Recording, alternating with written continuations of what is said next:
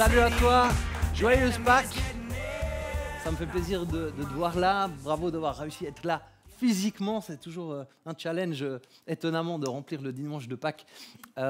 Mais c'est le calendrier, les fériés, tout ça qui se joue autour de tout ça. Bravo à toi si tu es avec nous en ligne. Peut-être ça aussi, c'est l'avantage de tout ça. Il y en a qui ont profité d'un week-end et qui sont avec nous en ligne. On t'aime fort, on pense à toi et on se réjouit que tu puisses profiter à fond de cette célébration, ce dimanche de Pâques. C'est le dimanche de la résurrection. Et Pâques, c'est un jour spécial du coup pour tout le monde chrétien en entier. Ça fait pas mal de bruit. Les présidents, les rois font des discours. Certains sont justes, d'autres mélangent tout. Je te laisserai suivre l'actualité si tu as envie de t'exclamer autour de certains discours, positivement pour certains, moins pour d'autres. Mais la plupart du corps du Christ est d'accord que Pâques, c'est plus important que Noël dans le calendrier chrétien. Il y en a qui aiment fêter Noël. Ouais, le monde entier fête Noël. Pâques, un petit peu moins quand même. Et Noël, c'est important parce que c'est l'incarnation. Donc Jésus vient parmi les hommes. Dieu se fait homme pour venir sur terre. Et Noël est nécessaire pour que Pâques ait lieu. On est d'accord, Mais Pâques, ensuite, c'est ce Jésus qui s'est incarné, c'est sa mort et sa résurrection. Et tout le Nouveau Testament et les apôtres mettent énormément l'accent, en fait, sur cet événement, sur la croix, sa mort et sa résurrection, moins que sur sa naissance, finalement. Donc, on est au summum du calendrier chrétien, et c'est une grosse fête, ça fait bouger beaucoup de choses. Mais il y a une question qui est importante, si on ne veut pas passer à côté du sens de ce moment-là. C'est la question suivante que j'ai pour toi, pour démarrer ce message. Est-ce que tu crois au miracle ? Est-ce que tu crois au miracle ? Et si tu es un petit peu quelqu'un d'un peu plus rationnel, scientifique, cartésien, alors tu crois seulement aux lois naturelles, les lois de la physique, tout ce qui est établi, on va dire, scientifiquement. Et si tu es quelqu'un d'un peu plus spirituel, tu es peut-être ouvert à ce genre de choses, il y a beaucoup de gens qui se lancent dans toutes sortes de pratiques spirituelles diverses et variées. Peut-être que tu crois un peu plus facilement que des choses hors normes peuvent se produire. Mais alors, c'est laquelle de ces deux visions du monde qui est la bonne ? Un monde où il ne se passe que des choses scientifiquement explicable, normal, ou un monde où parfois il y a du surnaturel qui peut se produire, du miraculeux. Et je vais te donner ma réponse personnelle à cette question qui vient combiner ces deux questions. C'est que je crois qu'il est beaucoup plus rationnel de croire à un monde où les miracles existent. Ok ? Il y a tellement d'exemples finalement du miraculeux sur Terre, des témoignages, des documents, que j'ai envie de dire presque de ne pas croire à cette réalité-là du monde, ça relève de l'ordre de la foi. Il y a vraiment, il faut commencer à contester beaucoup de choses, des sources qui sont quand même fiables finalement. Et j'ai envie de faire un petit passage là-dessus. Il y a un théologien du Nouveau Testament qui s'appelle Craig Keener et il a écrit 2 tomes, 2 volumes sur les miracles et la crédibilité des récits du Nouveau Testament. Et il a vraiment fait une œuvre, c'est une enquête, c'est une œuvre théologique. Et tous les miracles dans son ouvrage, sauf erreur, ou en grande partie, sont documentés médicalement. Et il a écrit quand même 1248 pages là-dessus. Donc si toi, ça t'intéresse, c'est une source qui peut être intéressante. Mais il va tirer plusieurs grandes conclusions de ce travail vraiment académique et sérieux qu'il a fait sur cette question. Et une petite citation nous permet d'en voir ce qu'il en dit. « Ce ne sont pas les témoignages de première main qui posent problème, mais c'est l'hypothèse des milieux académiques occidentaux selon laquelle de telles choses ne peuvent pas arriver. » Ça, c'est très intéressant. Et nous, on est tellement dedans que peut-être qu'on ne s'en rend pas compte, quoique à l'église, on est un peu plus ouvert du coup à tout ça normalement. Donc Keener va dire que les miracles ne se limitent pas à la Bible, que ceux de la Bible sont crédibles et qui se produisent encore aujourd'hui. Et puis il va établir ça sur la base de centaines de témoignages documentés beaucoup avec des preuves médicales et des témoins oculaires. Sur la question des témoins, il va dire que beaucoup de miracles modernes en fait, sont soutenus par des témoins crédibles, des médecins, des pasteurs, des communautés entières. Et même s'ils ne peuvent pas tous être vérifiés, il y a trop d'éléments pour systématiquement rejeter aussi le miracle, finalement, ce que font certains. Donc vraiment, il parle d'un biais occidental qui est venu du siècle des Lumières, spécialement, l'ère des philosophes, où on a juste éradiqué la conception de tout ce qui est de l'ordre du spirituel surnaturel, du miraculeux. Mais ce qui est intéressant que Skinner dit, c'est que la majorité du monde, finalement, historiquement et aujourd'hui, accepte la possibilité des miracles. Donc ça veut dire que ce scepticisme occidental, c'est vraiment une particularité culturelle et pas du tout une norme universelle.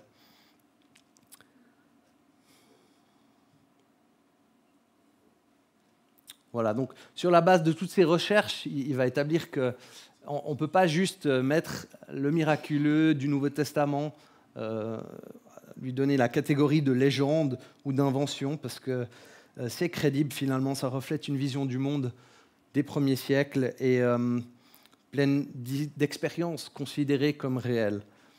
Donc voilà un petit peu quelques éléments que Skinner nous donne sur le miraculeux. Il nous dit encore que c'est compatible avec la raison et puis qu'il ne prône pas une foi aveugle, mais il dit même qu'on peut éprouver les miracles, on peut les tester des fois sur la base d'un examen historique ou empirique et spécialement quand ils sont soutenus par des documents et des témoignages.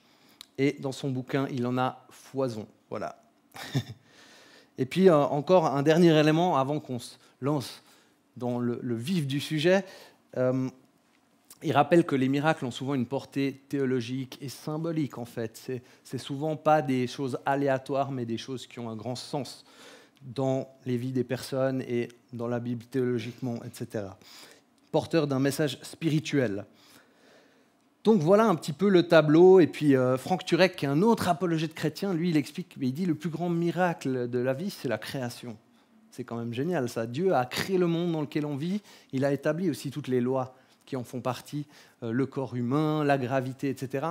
Et s'il a créé ces lois et ces règles qui tiennent le monde, il peut aussi intervenir ponctuellement et les violer, ces règles qu'il a établies. Alors, pourquoi je te fais cette intro en parlant des miracles aujourd'hui, pendant ce dimanche de Pâques? Ben, c'est simple, c'est parce que Pâques, c'est un miracle. Pâques, c'est le plus grand miracle qui n'ait jamais existé, qui n'ait jamais été produit. Et je pense que ça nous aide peut-être un peu aussi de se rappeler qu'on vit dans un monde où le miracle est documenté et établi de manière assez certaine.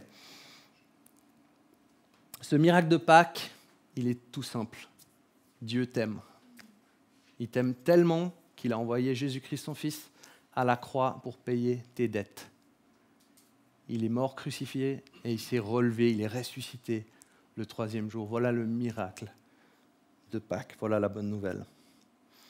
Et Paul, on parle comme ça dans l'Épître aux Corinthiens, il dit « Si Christ n'est pas ressuscité, votre foi est vaine. » Il y a tout un courant du christianisme qui, justement, influencé par les Lumières, tout ça, voit tout sous le prisme de la métaphore et du symbolique. Donc, ils ne croyaient pas que Christ est vraiment ressuscité, finalement.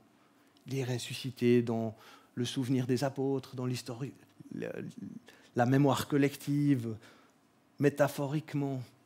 Mais Paul est très clair là-dessus. Si Jésus-Christ n'est pas physiquement sorti du tombeau, historiquement, notre foi est vaine. Et alors, ce que je disais, c'est que Jésus, sur cette croix, il a porté tes dettes. Et oui, tu as des dettes. On a tous ces problèmes spirituels dans nos vies, des choses qui ne sont pas réglées, qui sont profondes et qui ne sont pas en ordre. Et souvent, ce qu'on fait, c'est qu'on va aller chercher dans la caisse à outils. Hop, il y a des bricoleurs parmi nous, je crois, ou bien. Et puis voilà, quoi. Tu vas dire, ok, j'ai ce problème-là, alors je vais essayer de prendre le marteau, un petit tournevis, tac, ting, ting, ting. Il Il y en a qui ont déjà fait comme ça, un peu? Voilà. Et puis, tu essayes de réparer ces problèmes avec ces outils. Sauf qu'en fait, ça ne marche pas, cette boîte à outils. Ce n'est pas les bons outils pour le problème. Tu as déjà essayé de régler un problème et tu n'avais pas les bons outils. Peut-être tu t'en es sorti, peut-être pas, mais des fois, on sait que ça peut être pire. Hein. On aggrave le truc, on empire le machin. Et c'est un peu comme ça, des fois, avec nos difficultés spirituelles. Hein. On va aller faire de la thérapie, on va faire des bains froids, ou aller faire du coaching. Il y en a qui vont faire des retraites spirituelles de yoga ou je ne sais quoi. Et puis, peut-être sur le moment, il y a quelque chose qui se passe, qui se vit. Puis après, on se rend compte, en fait, que c'est inefficace. Ça ne répond pas, en fait, en profondeur à nos vrais enjeux spirituels. Il y a des choses qui crient en nous et qui ne sont toujours pas réglées. Parce que toutes ces solutions ne peuvent pas régler notre vrai problème, qui est le péché. Le péché, c'est ça le bug, et je vais passer tout de suite à la solution, qui est le message de Pâques. Colossiens 2, 13 à 14 dit « Vous qui étiez morts par vos offenses, il vous a rendus à la vie avec lui en nous faisant grâce pour toutes nos offenses. Il a effacé l'acte dont les ordonnances nous condamnaient et qui subsistait contre nous, et il l'a détruit en le clouant à la croix. » Ça, c'est ton miracle de Pâques. Jésus a tout fait pour toi. Il t'a amené la solution au truc que ta boîte à outils ne pouvait pas régler. Il t'a fait grâce et t'a rendu à la vie. C'est génial. Et alors aujourd'hui, je t'ai pris cette image, le beach flag d'ICF, pour te parler de cette illustration. Aujourd'hui, le noir du flag, ça va être le péché. Le reste de l'année, c'est juste du noir. Mais c'est le péché. Parce que, en fait, quand tu es mis face à la présence de Dieu, une révélation de qui il est, eh ben, tu es pris en flag. Ouais. Il y en a qui l'attendaient, hein, celle-là.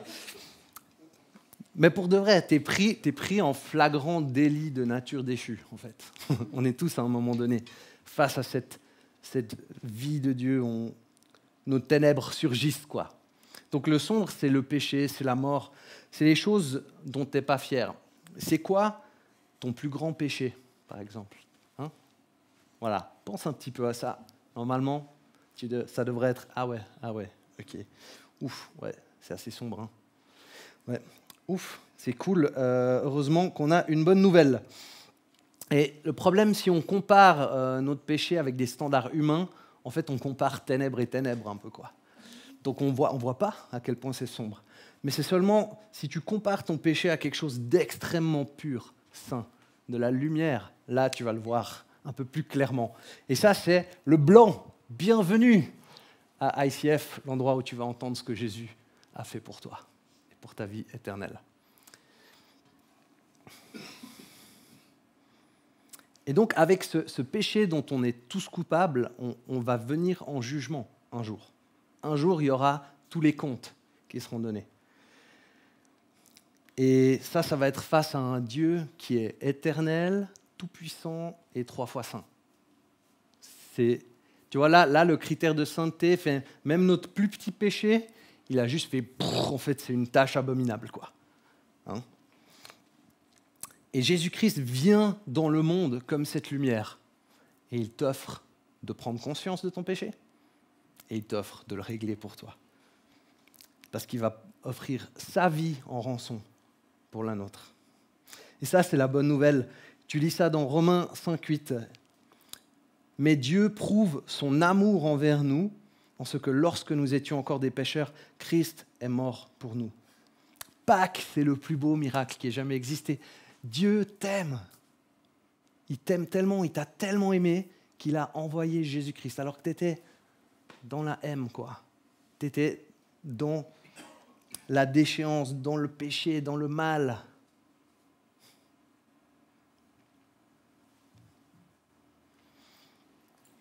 Et Pâques, donc, c'est un miracle dans le visible, parce que Jésus est venu physiquement sur terre.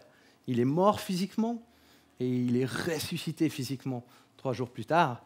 Et c'est un miracle dans l'invisible, parce qu'il a fait toutes sortes de choses spirituellement quand il a fait cette œuvre de la croix. Il y a toutes sortes de choses qui se sont passées, notamment le fait qu'il a porté notre péché. Et j'ai envie de te proposer ce petit texte d'Ésaïe qui, 700 ans avant Jésus-Christ, il est en train d'annoncer ce que Jésus va faire. Hein? Il y a un Dieu éternel derrière Jésus à la croix pour nous. Il y a un esprit qui avertit un prophète 700 ans avant. Incroyable. Ésaïe a dit « Cependant, ce sont nos souffrances qu'il a portées. C'est de nos douleurs qu'il s'est chargé. Et nous l'avons considéré comme puni, frappé de Dieu et humilié. Mais il était blessé pour nos péchés, brisé pour nos iniquités. Le châtiment qui nous donne la paix est tombé sur lui. Et c'est par ses meurtrissures que nous sommes guéris. » Par ses meurtrissures, nous sommes guéris. C'est tellement cool, c'est tellement beau. Et j'ai envie de dire, il n'y a plus de culpabilité dans ta vie. Hein? Ne laisse pas ces voies de culpabilité avoir une place en toi. Jésus t'a déclaré juste devant le Père en prenant sur lui ta culpabilité. Les trucs pourris, ouais, c'est toi qui les as faits, mais ils sont sur lui. C'est la bonne nouvelle. Et c'est de la grâce, c'est un cadeau de Dieu qui se reçoit par la foi. Hein? Et la foi, on a besoin d'être un peu ouvert, finalement, dans notre disposition, dans notre cœur. Peut-être qu'on a besoin de l'aide de Dieu même pour recevoir cette foi, pour la vivre. Mais il y a aussi une décision de notre part qui vient de choisir de mettre notre foi dans ce Jésus de la croix, dans sa mort et sa résurrection. Et ça, c'est tellement cool, parce que finalement, notre âme, elle a soif d'un Père, non? D'un Père céleste. Notre âme, elle a soif d'être en relation avec Dieu. Il y en a qui veulent être en relation avec Dieu. Yeah. Notre vie sur terre, elle a besoin d'être dirigée par celui qui l'a créée. Tu as envie de vivre par dessein, pas par défaut, de savoir ce pourquoi tu es fait, ce que Dieu te demande, ce qu'il ne demande pas, c'est quoi son plan, de faire équipe avec lui. Et notre esprit a besoin du salut pour la vie éternelle. Tu as envie de savoir que le jour où tu meurs, où tu quittes cette terre, tu sais où tu vas? Tu ne sais pas quand c'est. C'est peut-être demain, dans un mois. Oui, la plupart des gens, on a l'impression, on vit tard, etc. Mais regarde un peu le monde autour de nous, quoi. Hein?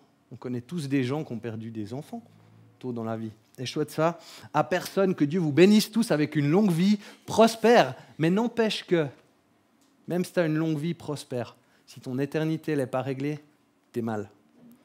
Et tu peux vivre 2 jours sur terre, si tu es en ordre avec ton Père Céleste, tu as tout gagné.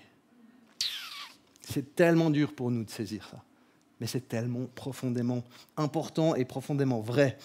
Et voilà comment Jésus lui-même a offert son cadeau à quelqu'un qu'il a rencontré dans les Écritures. Certains d'entre vous reconnaîtraient peut-être l'histoire. Si vous voulez en savoir plus, revenez dimanche prochain. C'est Jean 4, 10. Donc Jésus répond à la femme samaritaine. Il dit « Si tu connaissais le don de Dieu, et qui est celui qui te dit « Donne-moi à boire », tu lui aurais toi-même demandé à boire, et il t'aurait donné de l'eau vive. » C'est ça la seule solution pour ce qu'il y a de plus profond et qui crie en toi. Ce n'est pas ta caisse à outils, c'est de demander à boire à Jésus, de recevoir son eau vive. Hein? Ou aujourd'hui, sa limonade. Okay, parce que moi, j'aime bien faire, en ce moment, je suis un peu dans une phase limonade, cocktail, mocktail, ou virgin cocktail pour ceux qui préfèrent. Et on va faire une petite limonade aujourd'hui. Alors, tac. On va voir si je suis en train de me développer comme barman pour assurer en live comme ça. C'est un challenge. Déjà, tu vois, j'ai le bon micro. C'est bien, je ne me suis pas fait avoir. Ah, ça c'est... On va mettre ça. Ah, mais il est tout mouillé, le préchoir, maintenant. C'est de l'eau vive, c'est OK. Alors, tac. J'ai raté quelque chose, je crois, mais c'est pas grave. Ça m'arrive souvent. pour ça que Jésus est mort pour moi. Je rate souvent des trucs. Toi aussi? Yes, ok. Voilà, faut pas gaspiller. Alors, je retourne un petit coup. Tac. Tchac. Tchac. Oh, il y avait encore tout ça de jus. Et ce que j'ai envie de te dire en lien avec ça, parce que c'est ce que Jésus nous donne à boire, Jésus a été pressé à la croix. mais vraiment, hein, il a été pressé, quoi. Je pense que tu peux imaginer des fois, tu sais, quand tu as la pression avant un examen ou une situation de la vie qui te met en angoisse énorme comme ça. Jésus a pris la plus grande tonne de pression qu'aucun humain n'avait jamais pris, en fait, sur lui, quand il s'est tenu sur cette croix. Il est devenu péché, quoi, pour nous. Nous, on pêche, tu vois, mais lui, il est devenu péché. Il est devenu objet de malédiction. C'est tellement, tellement trash. Il a fait ça par amour pour le Père, par amour pour toi. Le Père a envoyé le Fils par amour pour toi. Il a été pressé à l'extrême.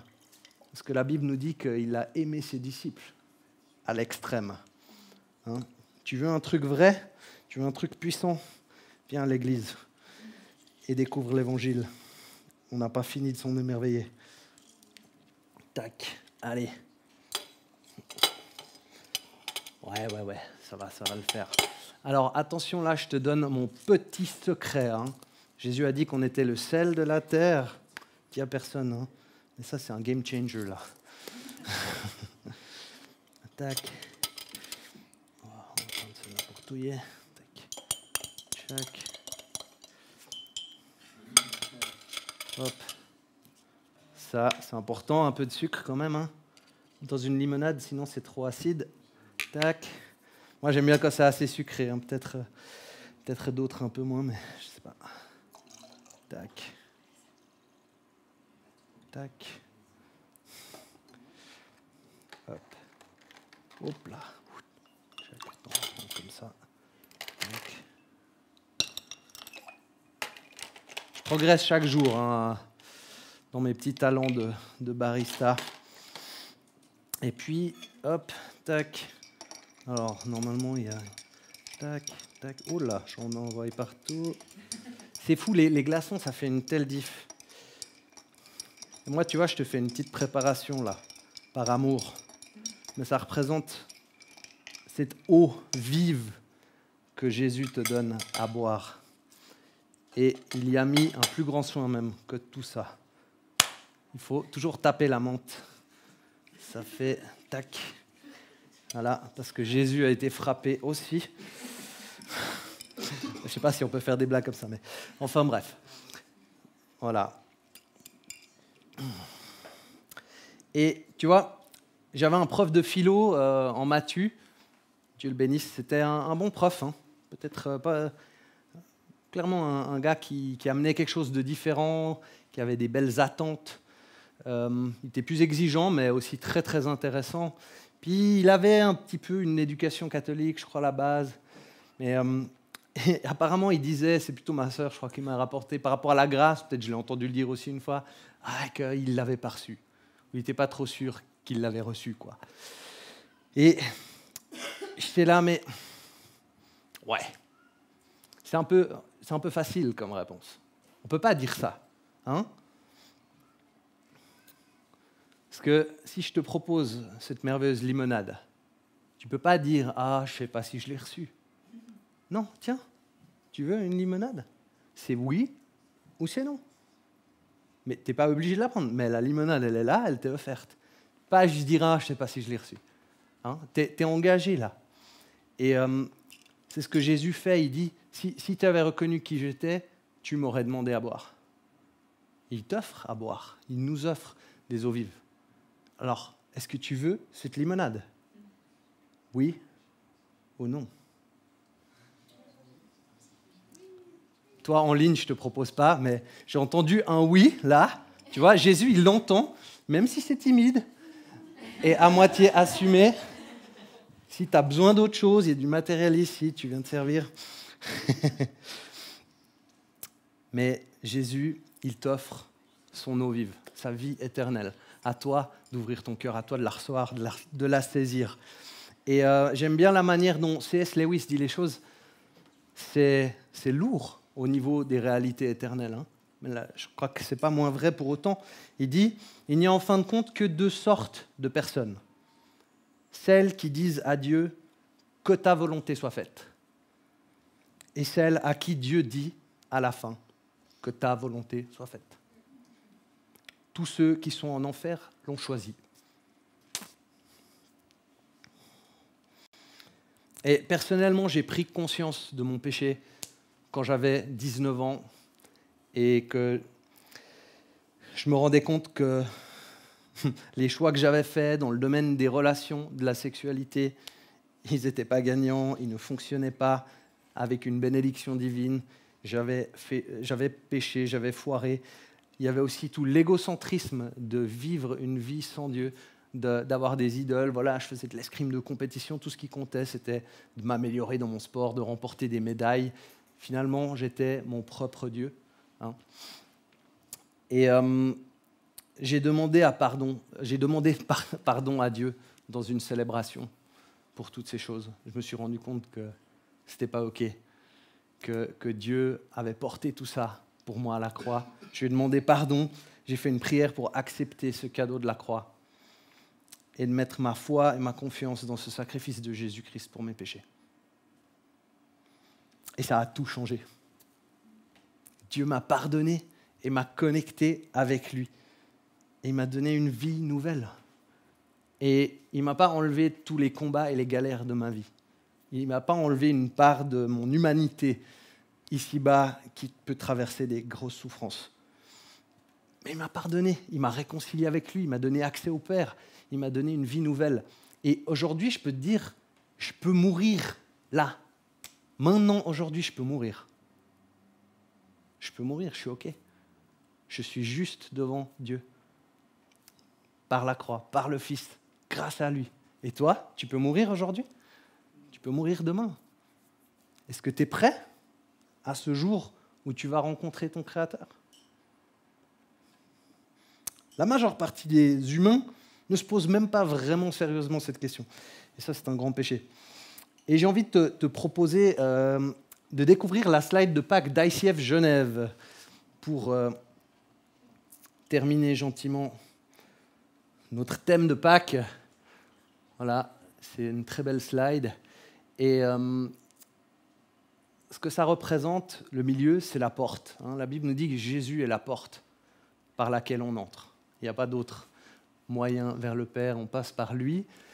Et ce que représente cette slide, tu vois, la porte, c'est le désert, c'est la pauvreté, et autour, il y a la vie, il y a l'abondance, etc. Mais c'est finalement cette idée que Dieu s'est fait pauvre pour te donner la vie en abondance. Hein. 2 Corinthiens 8-9 dit « Car vous connaissez la grâce de notre Seigneur Jésus-Christ, qui pour vous s'est fait pauvre, de riche qu'il était, afin que par sa pauvreté, vous fussiez enrichis. » Jésus est ton miracle et tu peux le recevoir aujourd'hui. Est-ce que tu veux bien boire de sa limonade? Et il y a 3 manières pour toi de finir ce temps de message. La première, c'est de refuser le cocktail, et c'est une possibilité. Dieu nous donne ce choix, il respecte que notre volonté soit faite à la fin. Et je recommande cette issue à personne, vraiment, parce que c'est le pire choix qu'un humain puisse faire sur cette terre, de refuser ce cadeau de la grâce. On en a 100% besoin. C'est le remède à notre maladie terminale. Notre propre boîte à outils ne va pas faire le job, mais la limonade, c'est ce qu'il nous faut. Et sinon, il y a 2 autres fins possibles à ce prêche. Un, c'est que tu dis oui, Jésus, je veux tes eaux vives, oui, je veux mettre ma foi en toi, le Dieu de la croix. Et peut-être que tu te dis, sinon, que j'aimerais le faire, mais il y a quelque chose qui me retient un peu, qui me bloque. Et moi, j'ai eu un moment comme ça aussi, un peu dans mon chemin de foi, où je voulais vraiment croire en Dieu, puis il y avait comme quelque chose qui m'empêchait. Puis, avec un ami, on a fait une petite prière, et ça m'a permis de cheminer et de m'ouvrir finalement au Dieu de la foi et du miracle, sans mettre ma raison et un esprit rationnel de côté. Alors, tu as encore ces deux options. Donc, la première, c'est une prière d'aide pour toi, si tu as besoin d'aide pour la foi. La deuxième, c'est la prière de la foi en Jésus, que tu peux faire pour la première fois ou renouveler aujourd'hui autant de fois que tu le souhaites. Tu peux faire les deux prières si tu le veux, mais viens au pied de la croix recevoir les eaux vives de Jésus. Hein, il dit si on le reconnaîtrait, on le lui demanderait. Demande-lui ces eaux vives. Il a le plus grand trésor pour toi. Même si tu as déjà découvert la croix et l'évangile, crois-moi, tu n'as vu que la pointe de l'iceberg. Il n'a pas fini de te montrer son royaume merveilleux, sa puissance, son grand amour, la liberté peut-être qu'il t'offre. Ouvre-toi au programme de Dieu pour toi ce matin, ce qu'il a pour toi en ce dimanche de Pâques, le plus grand miracle de Dieu pour ta vie. Alors je t'invite à fermer les yeux et si tu as envie, tu peux prier ces prières après moi.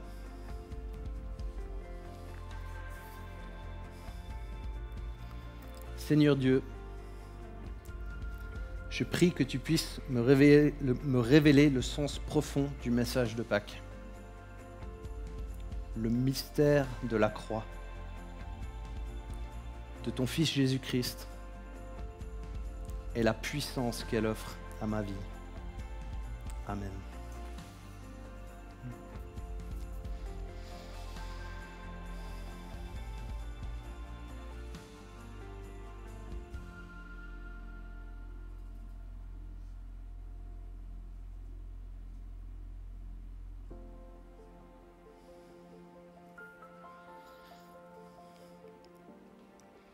Et la prière de la foi en Jésus.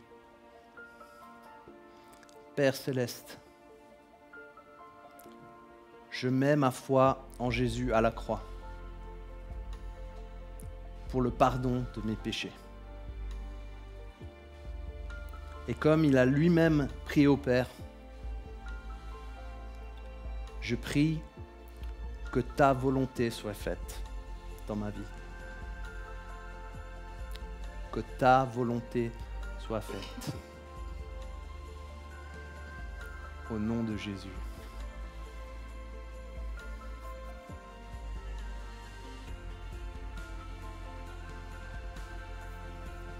Reste dans ce moment et bois tout ce que Dieu t'offre, tout ce que Jésus t'offre dans ce moment.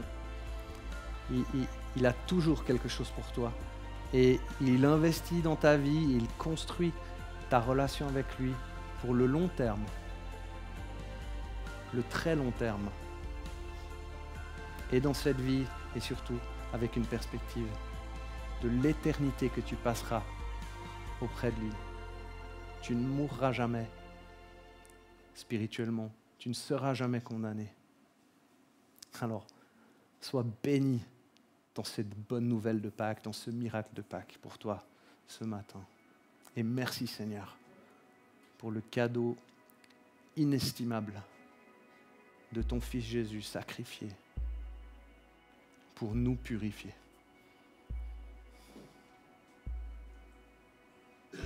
Viens encore déployer le plein potentiel de cette croix dans notre vie, à chacun d'entre nous, dans notre Église, dans l'avenir que tu en réserves pour nous. Qu'on puisse juste tout abandonner, te faire confiance pleinement et te suivre chaque jour de notre vie pour la gloire de ton nom, au nom de Jésus.